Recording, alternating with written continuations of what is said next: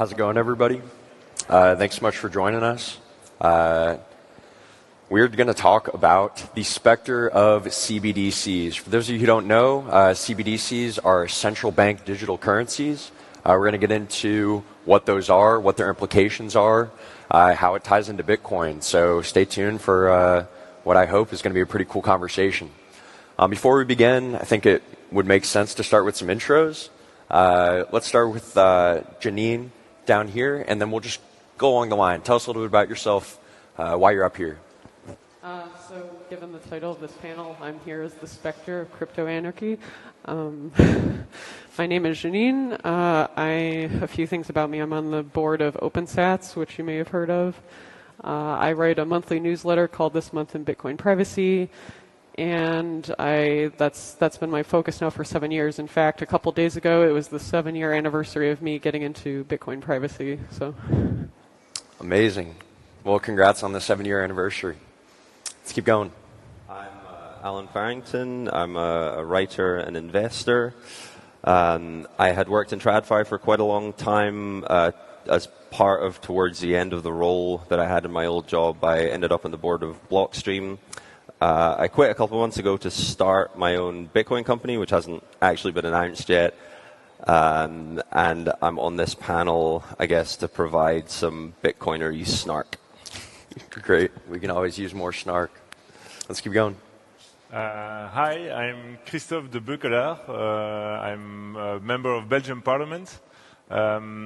Maybe you've seen my name lately because I announced in January that I will get my paychecks in Bitcoin during 1 year.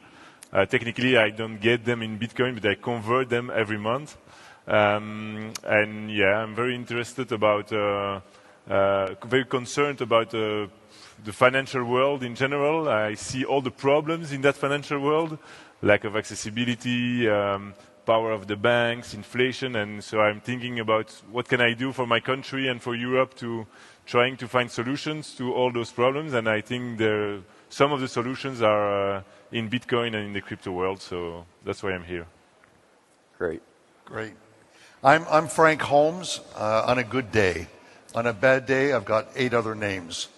Those make people laugh. It's late in the afternoon, and I want to make sure we keep vibrant and alive here. So one of the big things is, as a gold fund manager and recognized around the world as a gold fund manager, it was easy for me to segue into Bitcoin. And I couldn't launch an ETF, so I was involved with the creation and the launching of the first crypto mining company to go public, and that was Hive Blockchain. And Hive mines in Sweden, it mines in Iceland, and also mines in Canada. And we've segued from Ethereum mining, which was very, very profitable, to expand our Bitcoin production. And I have a blog of 100,000 readers in 80 countries. So that's why I'm up here to talk about the sort of the macro themes.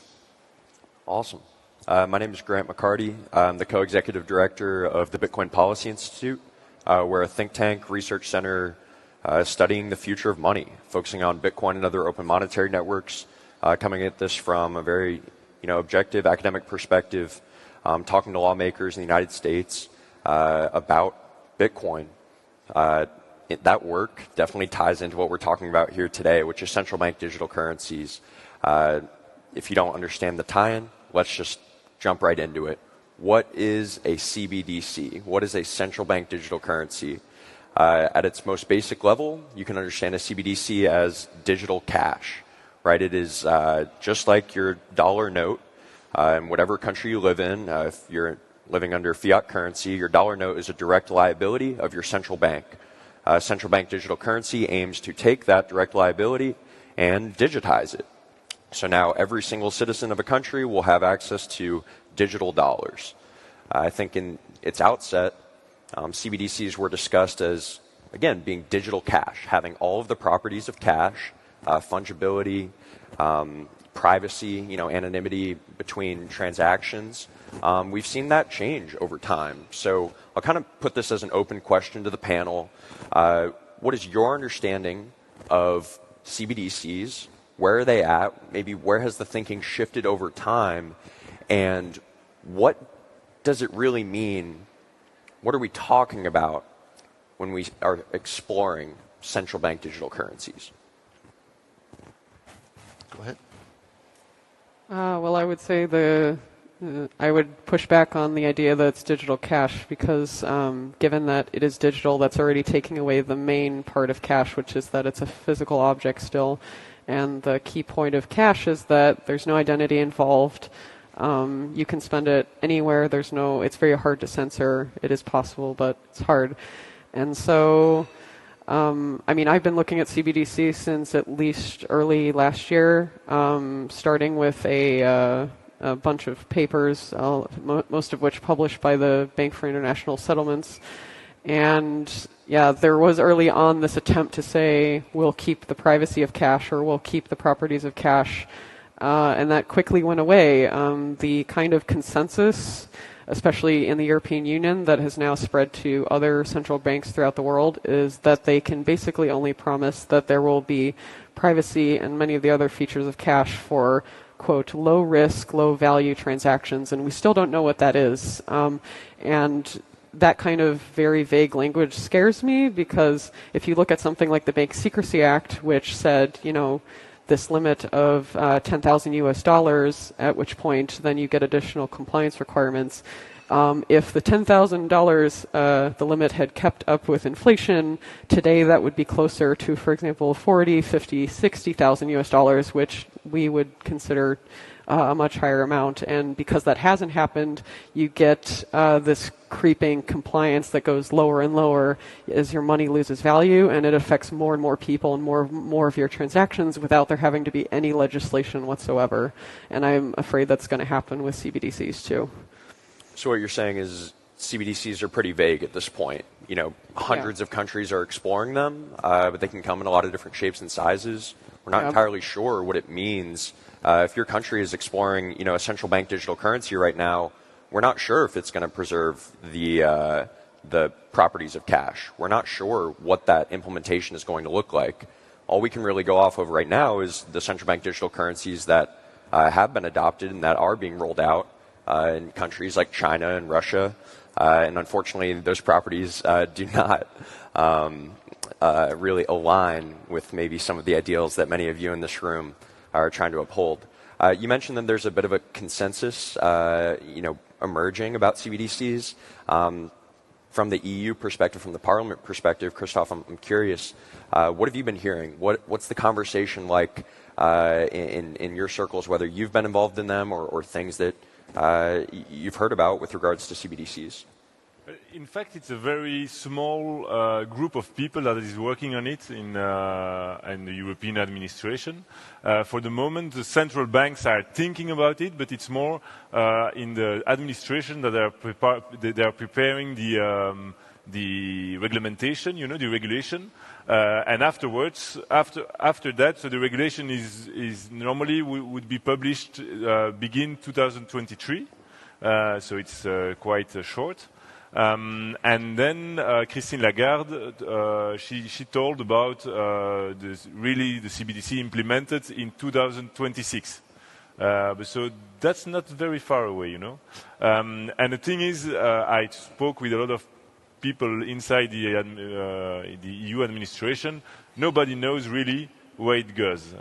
They tell me the direction changes every month. So it's a little bit difficult to follow. I think the problem with CBDC is that the reflection, the project begin because of fear. Fear about the crypto world, fear about Libra specifically, and so the central banks and the EU Commission said, okay, we have to do something about that. But when you begin a project with fear, it's rarely a good idea, Fear about the crypto world, fear about the banks, because they telling, okay, if we do a digital euro, what will happen with the intermediaries, with the banks. So what I feel is, for sure, it will not be, there will be no anonymity. For sure, they are too afraid of all what you know. So they will put a lot of rules on it. Two, they will give a role to the banks. There will still be an intermediary role for the banks, even with a digital euro, which is a little bit nonsense, because if they work on it, it's to simplify things, to give more easily access to it, and they will give a role to the banks. I think it's just because of the lobby. And they will put a limit, maximum, like every citizen will be able to have maximum like 3,000 or 5,000 euro in the digital euro. So I think that's the rules they will apply. From my point of view, of course, if I'm interested in all in Bitcoin and the crypto world, is because I believe there is a major change, is that today people can own their own money, transfer their own money without any intermediary, and that it will bring well-being to the citizens. So I don't think the digital euro will bring that. So we don't have to mix the debates. Digital euro can be something interesting. It's just like a technical review of the euro. But it doesn't change the importance to push Bitcoin and the crypto world. Sure. You know, I in living through taking Hive public in 2017 and seeing the winter of 2018, and now we have another polar bear winter. One of the things during that winter was sort of game theory by J.P. Morgan. All they did was trash talk Bitcoin. And when you follow through that story during the winter, they were actually running quickly to create their own stablecoin. And the bottom of Bitcoin at that point was when they announced their stablecoin. And then we had a liftoff from 3,000 and it ran to 7,000. And then Facebook came out with Libra. And Bitcoin then soared to $14,000, and then we had, as they call it in American football, a pile-on. The G20 finance ministers, they just piled on Facebook. It was so difficult that they had to change their name. And you think about it, and they had to change Libra to another name. And then they slowly sold away the intellectual, all the work they did on it, and backed away because the G20 finance ministers had a wake-up call. That Bitcoin is like a Mona Lisa. It's the most incredible piece of art. Or Mozart's 21st Symphony. There's just one of a kind. And we see that they're going to copy. And it's just a matter of time and the process and the bumps along. And the Bitcoin ecosystem, you know, it gets pulled into the shadow banking. I've said this before, that if I give you a $100 bill or €100, it's just a piece of paper or a gold coin. But once I tell you you're going to earn a yield on that, it's a security. If I'm going to give you a yield on your gold, it's a security. And so you had all these shadow banks offering yield and saying they weren't a security, and it imploded. But we get tarnished with it, this ecosystem with it.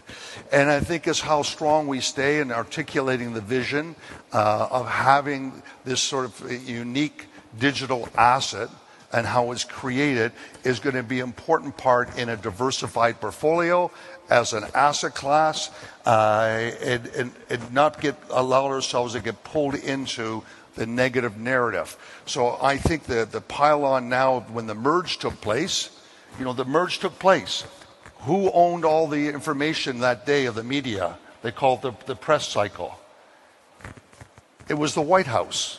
It was the SEC speaking in front of the Senate. Do you think they all planned that for the same day? They basically crowded that out. And so I think you have to realize is that the regulations will be coming. Regulations, I hope, will be able to get rid of what we had in 2017, all the shit coins that came out. Excuse my word choice, that hurt the ecosystem, the Bitcoin ecosystem. So now we're living through, and it's not over, the shadow banking issue. But I don't believe, and I've spoken at so many conferences over the time, especially gold, if gold fell 70%, there'd be no one in this room. Bitcoin falls 70% and 3,000 people come out. This is something that's really serious all around the world, and I think that central banks are grappling with that. Yeah, you touched on a lot of really interesting points there. I think one that I'd really like to highlight is this idea that governments are scared of the cryptocurrency industry broadly. They're scared of Bitcoin. They're scared of what it represents. In many ways, Bitcoin represents the removal of power from a government into the hands of people, right?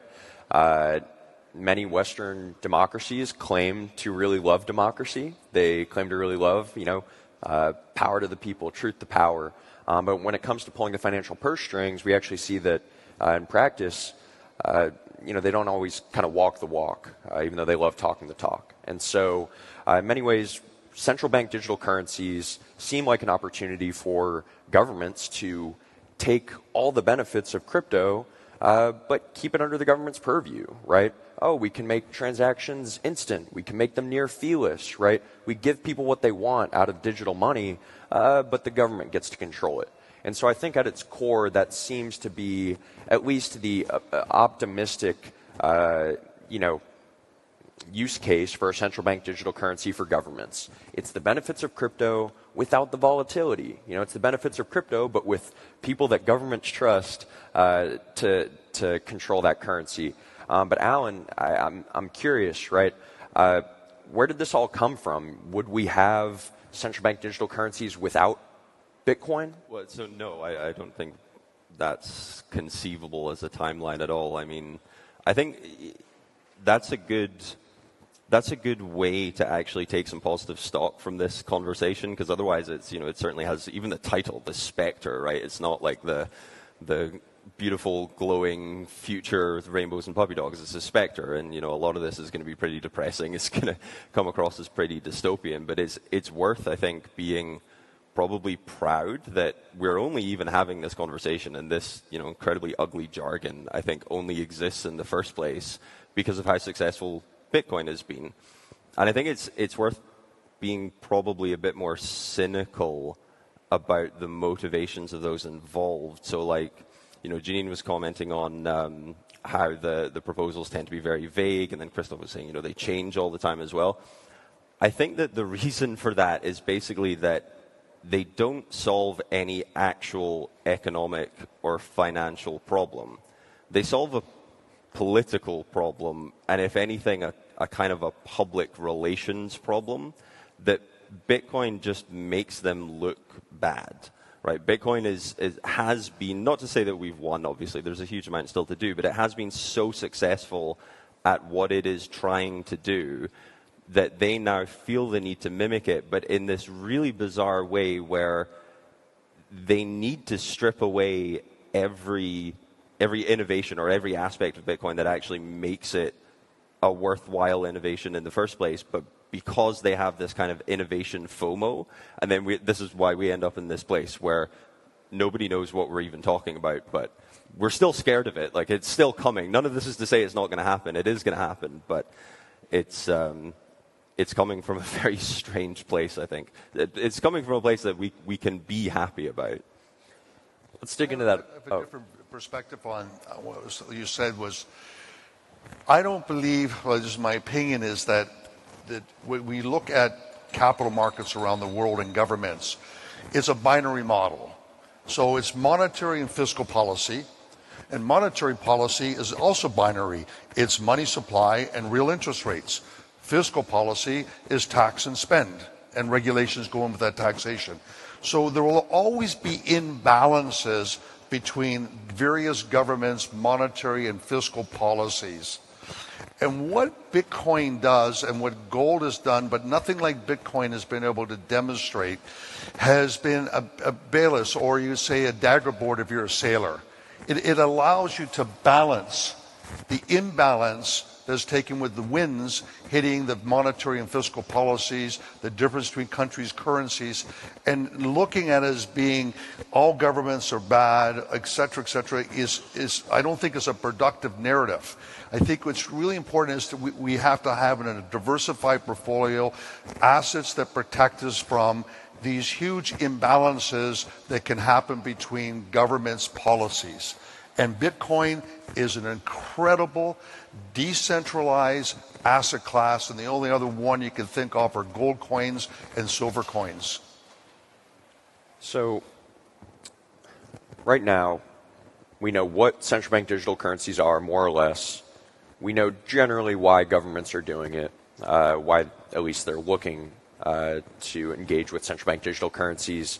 But look, the title of this panel is pretty dire. The Specter of central bank digital currencies. Why does this matter? Like, why does this matter to people in the room here?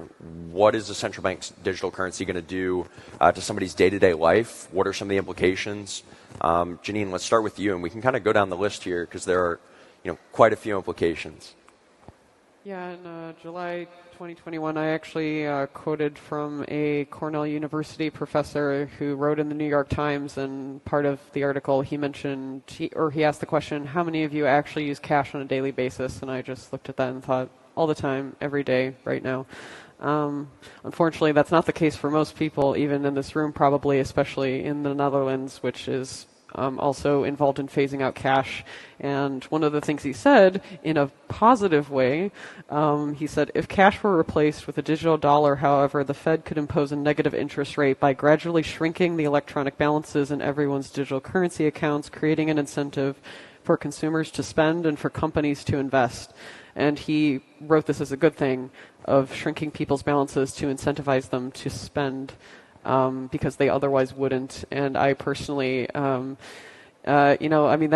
kind of gives me an indicator that I think it was the general manager of the Bank for International Settlements that he said that having anonymity in a CBDC is a chimera. And if you know anything about Greek mythology, that's a mythical being that is part lion, goat, and serpent. And the idea he's saying is that it wouldn't work. And I would say that what actually wouldn't work is a CBDC that has the properties that we all love about Bitcoin, why we're in this room, that is also controlled by the central bank, given that the literal genesis block of Bitcoin included a headline opposing the idea that a central bank can actually do any of the things that we want, like privacy and censorship resistance and preventing political oppression. What else? Yeah, I think that probably would have been my answer too. The prospect of just directly manipulating people's money is pretty terrifying. Just to pick another completely different one, though, I think it makes inflation significantly worse, not just numerically, but also it makes it a lot more insidious, because I think the process will end up a lot more kind of hidden and opaque. So currently, I won't go into too much technical detail on this, but the setup of fractional reserve and central banking means that that process is quite complicated. It does still have some market-based elements to it. A lot of the mispriced risk that is involved is nonetheless priced, even if the price is incorrect and there's moral hazard and so on. But I think if we, and I'm not defending that in the slightest, but I think if we move to this model, inflation becomes basically whatever the state wants on a given day. If there's an imbalance, to your previous point, right, they just print the difference with a click of a button. And that's pretty scary.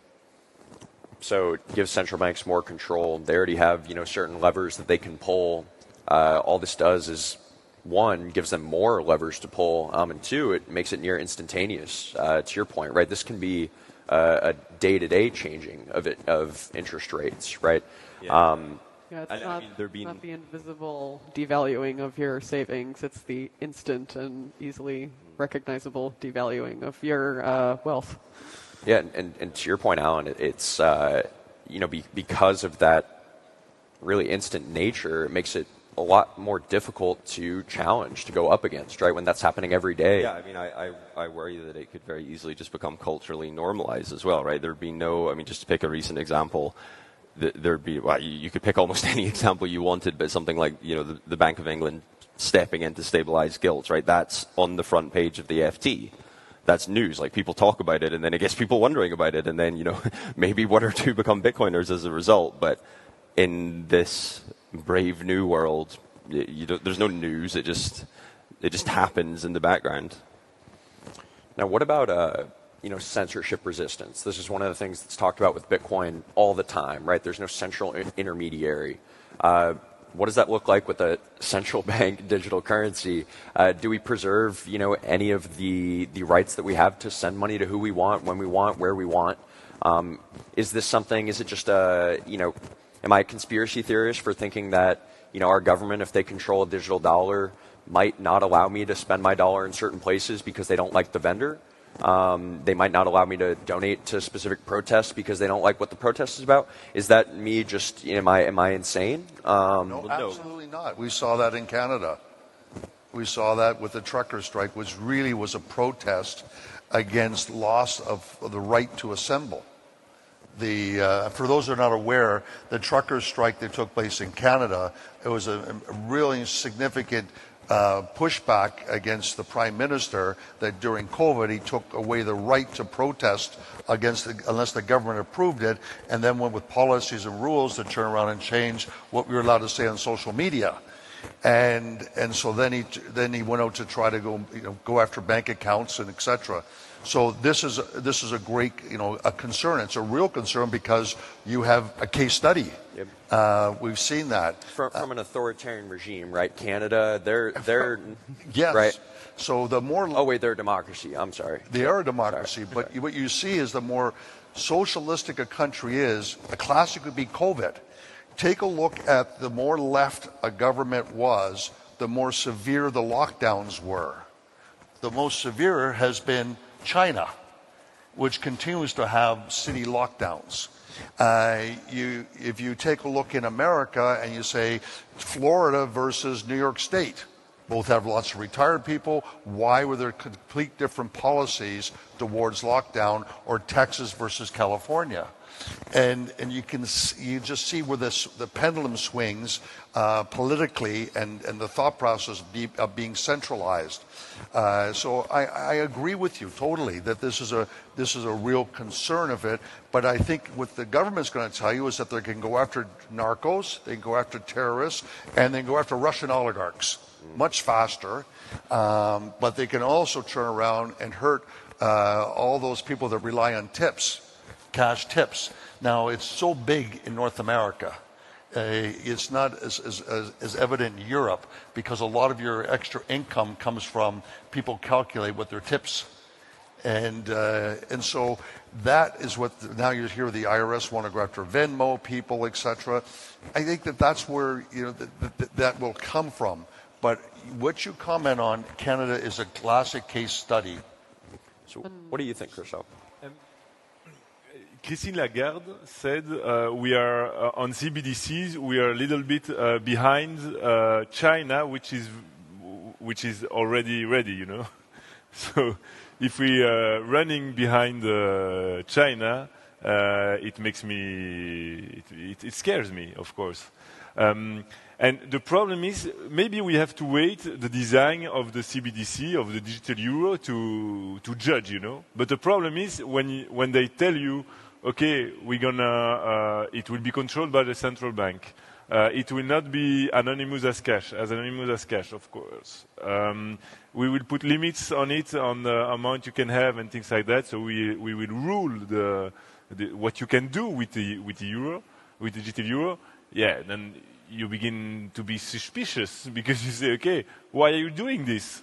Because there is no advantage for us, for the citizen. So. And the thing is, it would not be such a problem if you have optionality for something else. If we can use Bitcoin everywhere and you can choose between the digital euro because you want to have that stability, or I don't know, and you can choose something else. Are you saying CBDCs coincide with lack of optionality, right? So you've talked about getting rid of cash, for example. It's their answer. It's what I understand, because I'm like you. I don't know everything, but what I understand about what they're saying and what I hear, it's their response to Bitcoin and all the ecosystem. It's say, okay, we have digital euro, so it will be an excuse to continue to restrain the most of as they can the rest of the competitors. So that's the real problem. Another example in terms of censorship, which I find pretty amazing, is that the United Nations Conference on Trade and Development, which is focused on what can we do in third world countries or developing nations, they cited the Nigerian central bank as an example of a central bank that implements policies around digital currency that are efficient. I think they said efficient, affordable, and they have integrity, which I find very interesting because this is after the big case where the Nigerian central bank censored the feminist coalition while they were protesting police brutality. So I find it amazing that they would use that as a primary example of somebody who did it well when that was a big story. Something that I also said in the Oslo Freedom Forum this year is that when I'm looking at CBDCs, the major censorship test for me is, does it pass the WikiLeaks test? Can you have a journalistic organization or any organization that is being basically targeted by a nation state, if not multiple nation states, in the famous banking blockade that occurred in 2010 and is still, to the most part, ongoing today? Could something like WikiLeaks use the CBDC and still keep their freedom of speech? And if the answer is no, I would say that I'm not interested. Bitcoin has been the answer for them since 2011, and it continues to be the answer. And if the answer can't be yes for something like that, then I don't think it has the properties that I'm looking for. So what about a world, let's say a CBDC is passed, right? We can look to China as an example of maybe some of the most insidious ways that a CBDC could be used. I think a lot of people in the audience, have heard of China's social credit score. If you're not familiar, essentially, China is able to take an amalgamation of various data that their citizens will pretty much give out on a day-to-day basis, right? Where you're spending your money, who you're hanging out with, etc. And they put all of this data together and create a social credit score, right? Determining essentially how trustworthy the government thinks you are, or how creditworthy the government thinks you are, or whether you are a threat to the state, based off of any number of factors that they would like to put into the score. And I think one of the things that they're able to do with the central bank digital currency, because it puts all of the financial transactions of their citizens on a centralized government-controlled ledger, what they're able to do is they're able to now track all of your transactions, who you're sending money to, do they like the groups that you're sending money to, do they like the merchants that you're spending most of your money with, do they like where you're going on a day-to-day basis, just like with your foot traffic. The CBDC allows them to oversee a lot of that, almost all of it, and then determine essentially what type of person you are with regards to the state. So we're seeing, this most insidious form of a surveillance system, potentially, surveillance capitalism in China right now. Can that happen in a Western democracy? Are these thoughts and ideals fundamentally opposed, right? Can a Western liberal democracy sink into the same actions that China is doing? Or is there something about the systems that we have in the West, in Europe, that will stop our governments from maybe crossing those lines that we've seen authoritarian regimes have no issues crossing? Am I naive? No, but I think it's difficult to imagine from one day to another, but it's step by step, And by putting tools like CBDCs by using those tools, democratic governments will maybe use it in a good way or in a reasonable way. But you don't know what will happen in 5, 10, 15 years. So I think it's more you have to see it in the time. There has been a very interesting meeting in Paris last month about with Powell from the Fed, Christine Lagarde from the ECB, Augustine Carstens from the it's like you can say the central banks of the central banks, and the Central Bank of Singapore. So on those topics, on how we react to what is happening in the crypto world, and so it's a very interesting signal. It means four of those people, they're coming together to talk about that. I wasn't there, but I had some information what was said there, and there was an interesting point of view of Jerome Powell. He said it's not a question for the central bank, the CBDC. It's a political question. It's a democratic question. So the parliament has to discuss about that and tell us what we have to do. But it's not a question for banks. It's a question for the democracy. And so I think that's a very important point of view. And all what has been said today should, I think, waken up some of my colleague politicians to take really that subject in the parliaments and to talk about it, which is not done today. Today there is a lack of consciousness and a lack of knowledge about the financial world in the parliaments. So now nobody talks about that. And when they come with, you never talk about inflation in your national parliaments. It's not something that is discussed. So I hope in the European Parliament there is a little bit more consciousness, but I don't think it's a lot. So the problem is those projects, those laws passed because some experts put them on the table, but there is a lack of knowledge to analyze them in a proper way and to understand all the consequences of those things. I mean, I think to your question, the answer is clearly yes, that could happen, right? Christophe already mentioned that Lagarde came out completely openly, apparently, without any qualms about saying this, that she admires China, we're behind them, we need to catch up. I mean, when people tell you who they are, you believe them. Is that... We are entering very tough times, and a very tough period. And I'm scared that people ask for that because they will be scared about all what's happening in the world. They will vote for security. They will vote for leadership. And so we go a little bit more in that direction, So for people who maybe don't want to head in that direction, people who don't want to sacrifice, let's say, order or security, for their liberties, what's the answer then? You said a lot of this stuff happens behind closed doors. It's a group of a few experts talking about these things, making decisions for entire countries. With the EU, 19 countries.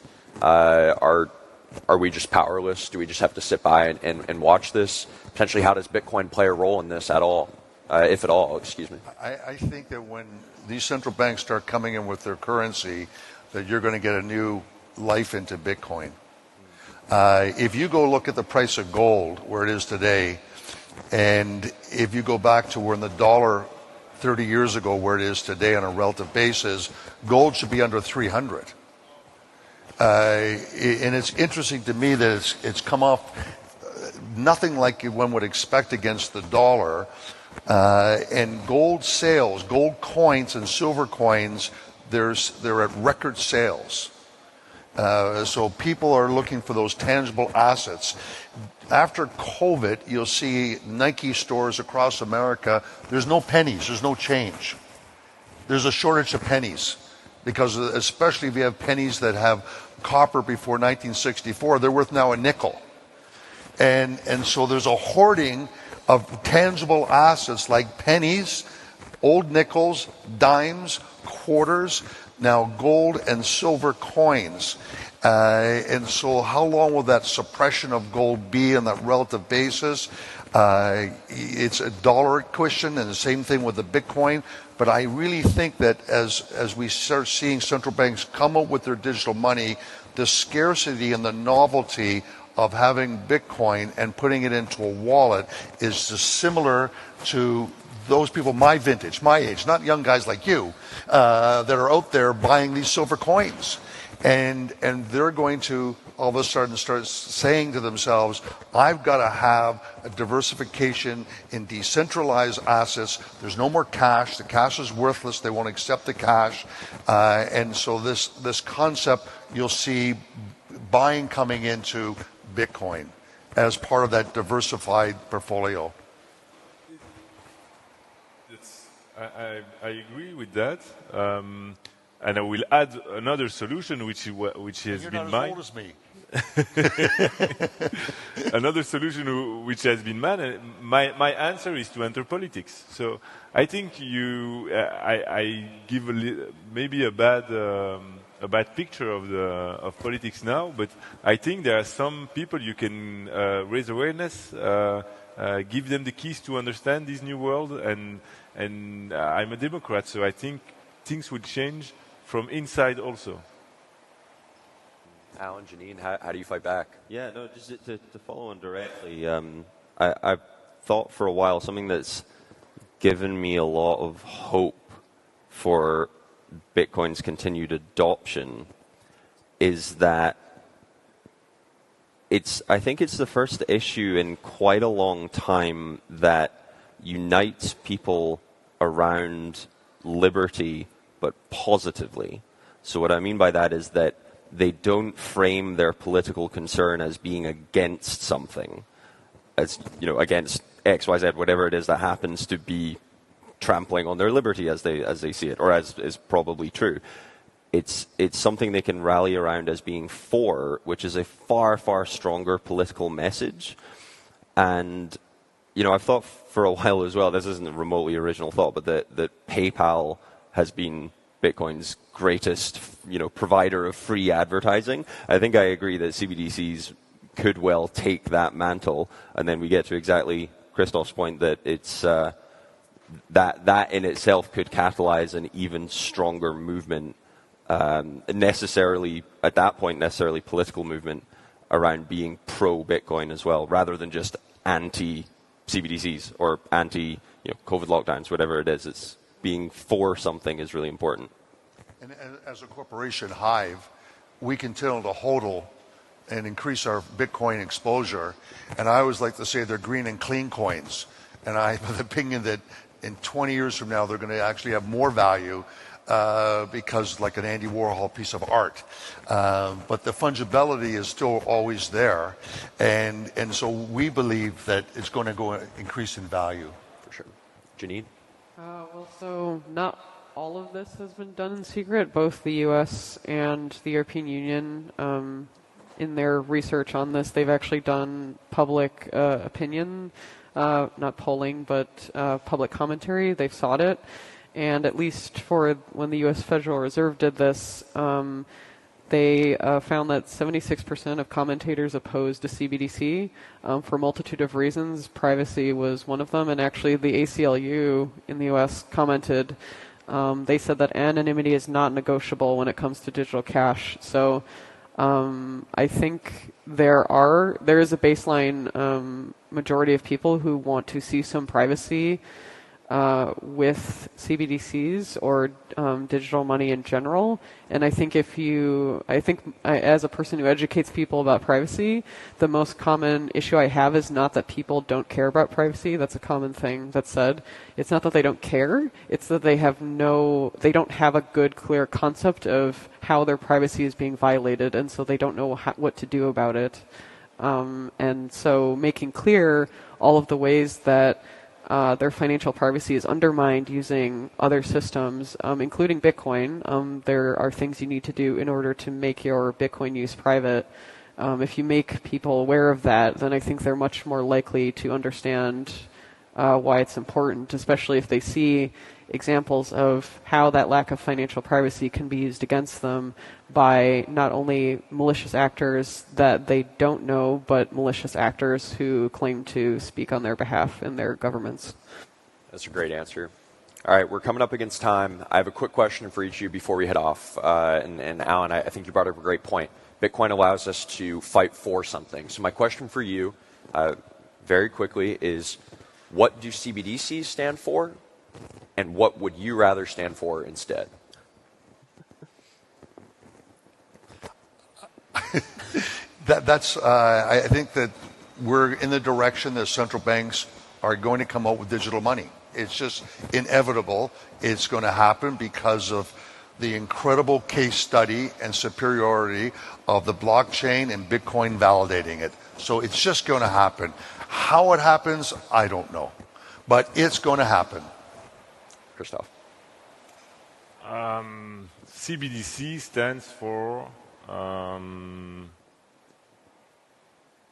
using the money of the central bank, and I would rather stand for using my own money. Love it. Alan? CBDCs stand for control. I'd rather stand for freedom. As Brett Scott wrote in his latest book, Cloud Money, DLT technology was the commercial banks attempting to raid the underlying technology of Bitcoin, and CBDCs represent the central banks trying to launch their own raid, and I would say resist the raid. I would rather be in support of something that Bitcoin represents, which is financial autonomy, financial independence, and censorship resistance. I love it. If you'd like to learn more about CBDCs, look up Bitcoin Policy Institute, btcpolicy.org. We recently published a white paper on the implications of central bank digital currencies. So if you really want to dig into the weeds, check that out. Thank you so much to all of you. And thank you for being here for the panel. We'll get out of your hair now. Thanks so much. Enjoy the rest of the conference.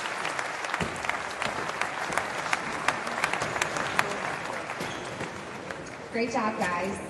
That was fantastic. Welcome back to the Bitcoin Magazine Analyst Desk, brought to you by BitGo. We are live at Bitcoin Amsterdam, and I'm joined by a Bitcoin person right here to my left, CK Snarks and George McHale. Gentlemen, we've heard a lot of conversations today about CBDCs. We've seen this narrative growing both in normie land as well as in Bitcoin land. Would love your guys' thoughts on how and why this is growing and where does this lead to? We'll start with you, George. Yeah, I mean, the reality of the situation is that we are going to have a digital currency at some point, and it's what kind of digital world do you want to live in? And it's a great in with normies, I feel like, is look, the central banks are coming out with this digital currency. People are starting to ask about it, and it's becoming more apparent. Do you want to have a censorship-resistant type of currency in Bitcoin, or do you want to live in a world where you can't buy something at the garage sale, or you can't buy tacos at a taco stand without the government knowing about it and taxing you for it? CK. So for me, the way I see this, it started off as blockchain, not Bitcoin. Then it went to crypto, not Bitcoin. Now it's going to CBDCs, not Bitcoin. It is all 100% cope from whoever is in denial of Bitcoin. Bitcoin has been the signal since day one, and frankly, CBDCs, in my opinion, will never ship because Bitcoin is already here. So when they finally do ship in 2024, 2028, 2030, where will Bitcoin be? A Bitcoin person. I think you're right that this is a cope. Like the central banks have screwed up how our money works at a base layer. Like today, payments don't work. The financial system is completely manipulated, and so I think this is like their last grasp to replicate like some of the features of Bitcoin, like easy, free cross-border payments. But they want to take all the benefits away from you. Censorship resistance. They can surveil everything. They can implement negative interest rates. They can force you to spend your money by a certain timeline.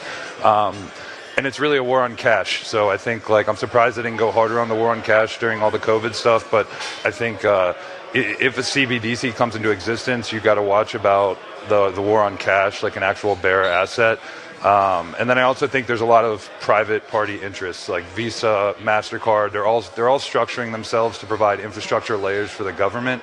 They're going to leapfrog between commercial banks and the Federal Reserve, and that just gives them more power. This is a thin veil of privacy over the top of public control of your money. And so I think it's something to be really careful about. Just remember, it's surveillance tech with the guise of good money, but it's not. Bitcoin is good money. It's a lot of promises from people who have frankly broken their promises to citizens, to people, time and time again. I want to reiterate something. Our time with you all is going to end shortly. We have one more speech coming up and then one more recap with the analyst team. But I want to remind everyone, if you have the time today, take the time to go over to the Bitcoin Policy Institute and read Natalie Smolensky's white paper. It really, in great detail, explains why CBDCs are an authoritarian regime's attempt at controlling their citizens and not something any freedom-oriented country or citizen should support or want. We will be back after this next panel or next speech from Troy Cross with one final analyst desk recap before we wrap up today. Be sure to like and subscribe down below.